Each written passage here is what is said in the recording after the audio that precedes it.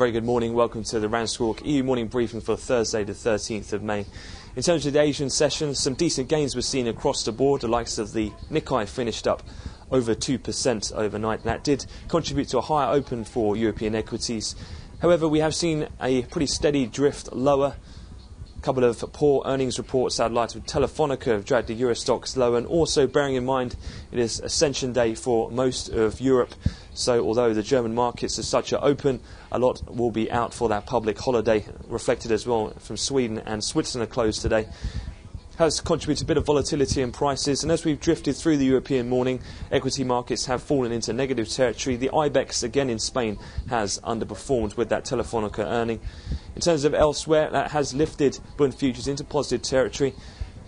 In terms of some of the fears still lingering somewhat in regards to the potential for the individual states to do their budget deficit cuts as part of the Eurozone deal, and also as well some very vague market chatter out of the FX markets this morning of potential further trouble in Dubai.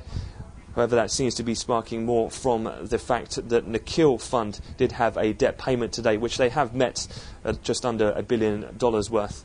But again, that risk sentiment has pretty much reduced, and risk-averse trade has seen across the board as the yen and dollar are strengthening heading into the North American Open. WTI crude futures also down around $1. Looking forward then to what we have for the rest of the day, we do have the weekly jobs numbers out of the US, and we'll also have in fixed income from the US the final of the week's auctions, $16 billion due in the 30-year bond.